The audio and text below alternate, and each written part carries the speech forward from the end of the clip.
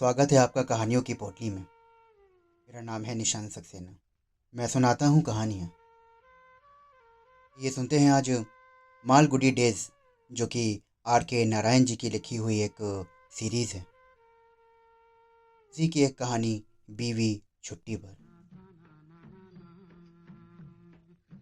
कन्नन अपने झोपड़ी के दरवाजे पर बैठा गांव के लोगों को आते जाते देख रहा था।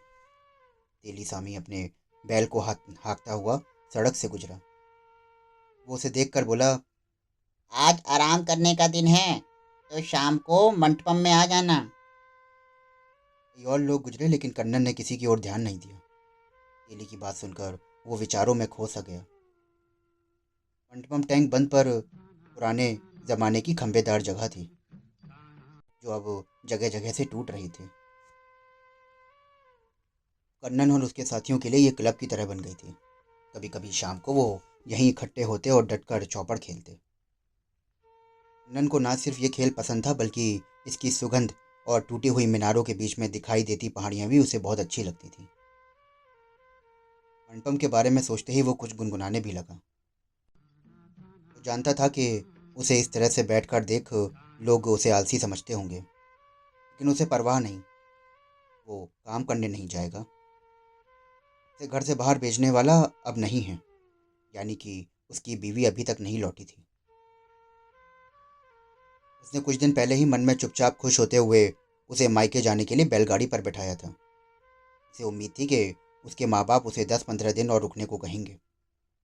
हालांकि अपने छोटे बेटे की अनुपस्थिति उसे अच्छी नहीं लगती थी, लेकिन कन्नन इसे बीवी के ना होने की खुशी की कीमत के रूप में ले रहा था। उसने सोचा कि अगर वो यहाँ होती तो क्या मुझे इस तरह से आराम करने देती।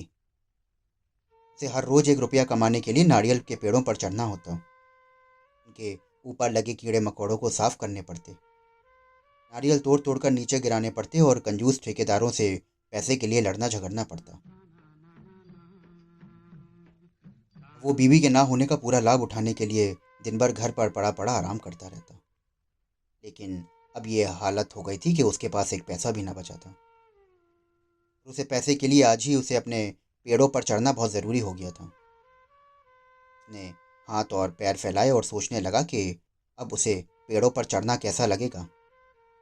वास्तव में बड़े घर के पीछे लगे दसों पेड़ अब देखभाल की मांग कर रहे थे और जल्द से जल्द ये काम कर देना चाहिए था। लेकिन ये संभव नहीं था। उसके पैर और हाथ कड़े पड़े गए थे और ममटम जाने के लायक ही रह गए थे केवल। लेकिन वहाँ खाली हाथ जाना भी तो सही नहीं था। अगर उसके पास एक चवन्नी भी होती तो शाम को वो उसे 1 रुपया बनाकर ला सकता था। लेकिन ये औरत, से अपनी बीवी पर गुस्सा आने लगा, जो ये नहीं समझती कि अपनी मेहनत की कमाई में से वो एक आना भी रखने का अधिकारी है। उसके पास एक चवन्नी भी ना थी जिसे वो अपनी कह सके। सालों से कमाई के लिए खटता रहा था, जब से, खैर, उसने इसके बारे में सोचना बंद कर दिया, क्योंकि इसमें उसे गिनती में उलझना पड़ता था और चौपड़ की गिनतियों के अलावा उसे कोई भी गिनती समझ ना आती थी। फिर उसे कुछ सूझा और उठकर घर के अंदर चला गया। कोने में एक बड़ा टिन का बॉक्स रखा था, जिसे कई साल पहले उसने उसे काले रंग से रंगा था। यही घर की सबसे महत्वपूर्ण वस्तु थी। ये बक्सा उसके लिए बेहद महत्वपूर्ण था, क्योंकि वो उसकी बीवी का था। वो उसके सामने बैठ गया और उसे खोलने लगा। उसका ताला बहुत मजबूत था और सख्त लोहे का बना हुआ था। उसके किनारे भी बड़े तीखे थे। उसने ताला पकड़कर अपनी तरफ खींचा और ताज्जुब हुआ कि वो अपने आप खुल गया। उसने सोचा कि ईश्वर तो मुझ पे बहुत मेहरबान है। उसने बक्से का ढक्कन उठाया। उसमें बीवी की कीमती चीज़ें रखी थीं, कुछ जैकेट, 2-3 साड़ियाँ, जिनमें से एक उसने उसे शादी के समय खुद भेंट में दी थी। उसे ताज्जुब हुआ कि अभी तक उसने ये संभाल के रखा हुआ है। हालांकि ये गिनती की समस्या फिर उसके सामने वहीं आ गई। उसने सोचा कि उसने शायद ये इसलिए संभाल के रखा होगा क्योंकि वो अच्छी चीज़ें इस्तेमाल करने में बहुत कंजूस है। कपड़े उसने नीचे रख दिए और लकड़ी के उस डब्बे की तलाश करने लगा जिसमें वो पैसा रखती थी। और ये क्या, डब्बा तो बिल्कुल खाली है। डब्बा तो वैसे ही खाली है जैसा कि उसका भाग्य है। वो अपने भाई या किसी और के लिए सारा पैसा निकाल कर ले गई होगी। मैं दिन भर यहाँ मेहनत करता हूँ और ये उसके भाई के लिए लेके चली गई। अगली दफ़ा इसका भाई दिखाई दिया तो गर्दन मरोड़ दूंगा। ये सोचकर उसे बड़ा संतोष महसूस हुआ। बक्से की ओर तलाशी लेते हुए उसे कोने में रखा एक सिगरेट का टिन हाथ लगा। उसने उसे हिलाया तो भीतर रखे सिक्के बजने लगे। ये डब्बा देखकर उसे बहुत अच्छा लगा। ये लालटेन उसके बच्चे का था। उसे याद आया कि कैसे उसका ये दिन एक बेटा यात्रियों के बंगले के पीछे से कूड़े के ढेर से ढूंढ कर लाया था। वो छाती से छिपा कर उसे लेके आया था और उसने मुझे दिखाया था।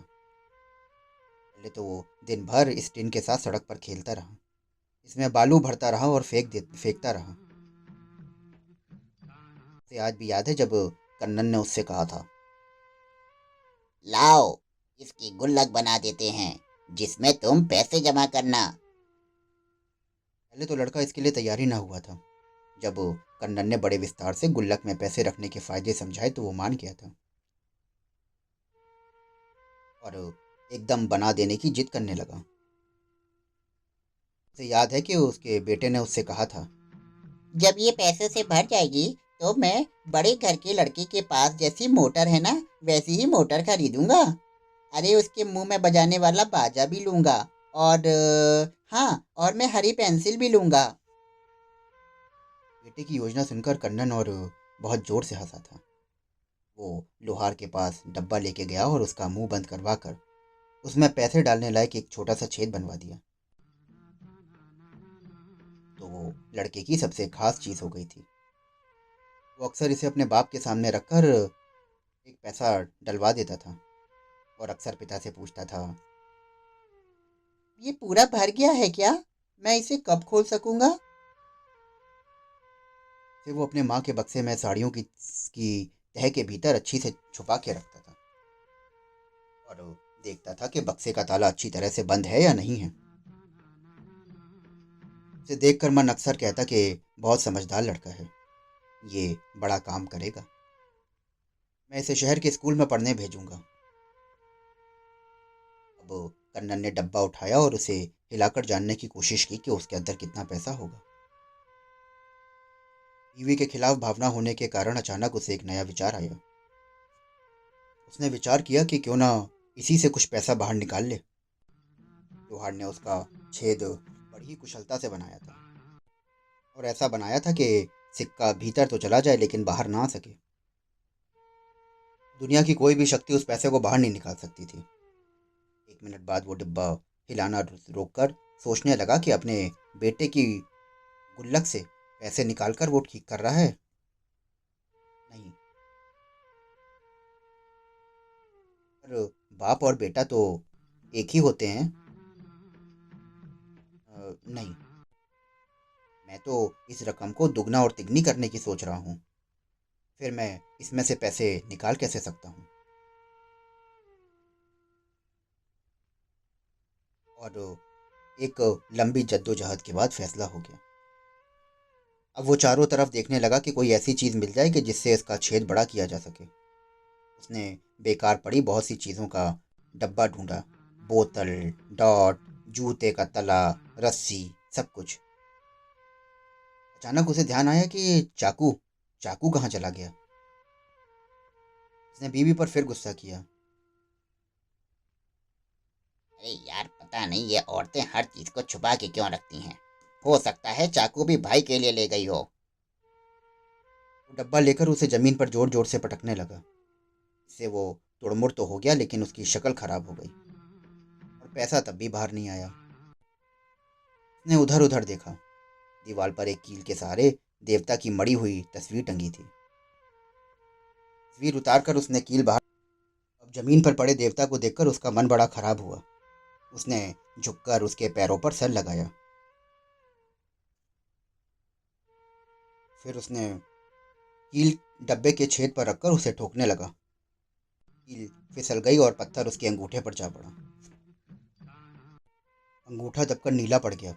वो दर्द से चीख उठा। आह! डब्बा जमीन पर फेंक दिया और डब्बे में पड़ा उसे चिढ़कर देखने लगा। ए, अंगूठा पकड़कर मेरे अंगूठे में लग गई। अब मैं तुमसे जरूर निपटूंगा। वो रसोई में गया और वहां से पत्थर की बड़ी मूसली दोनों हाथों से सर पर उठाकर लाया और उसने कस के वो डब्बे पर जोर से दे मारा। डब्बा पिचक्कर दोहरा हो गया और फट भी गया। उसने भीतर के पैसे निकाले और भूखे की तरीके से उन्हें गिनने लगा।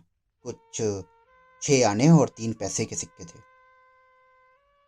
इसे उसने धोती की कमर में कसकर बांधे और बाहर निकल आया। पनपन में भाग्य ने उसका साथ ना दिया। या कहें कि भाग्य उसके पास ही नहीं फटका।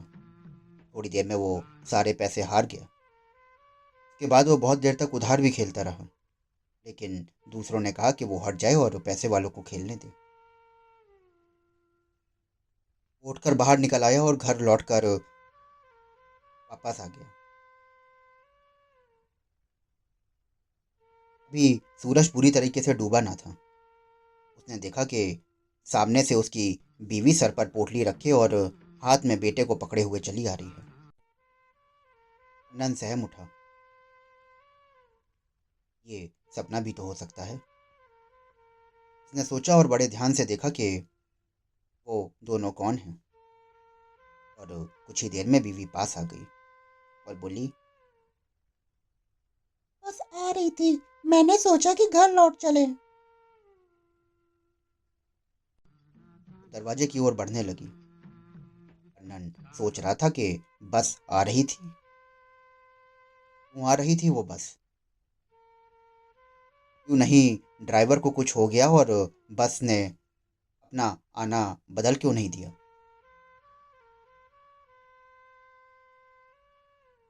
वो डर कर अंदर घुसा। उसका बक्सा भीतर खुला हुआ था और सामान बिखरा हुआ था।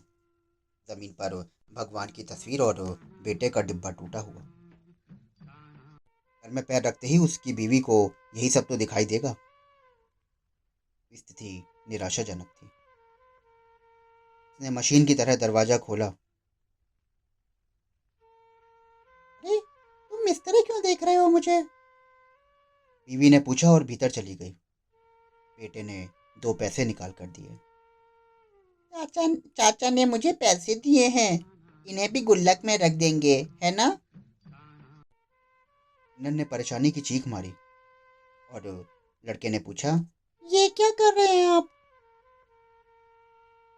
नन ने अपना नीला अंगूठा दिखाकर कहा कि बड़ी चोट लग गई आज। कोई बात नहीं। और उनके पीछे पीछे अब क्या होगा ये सोचते हुए वो घर में घुसने लगा। दोस्तों, अभी आप सुन रहे थे मालगुडी डेज की एक कहानी, बीवी छुट्टी पर। आशा करता हूँ कि आपको ये कहानी बेहद पसंद आई होगी। अगर आप मालगुडी डेज की और कहानियाँ सुनना चाहते हैं तो हमारे चैनल को फॉलो करिए, सब्सक्राइब करिए।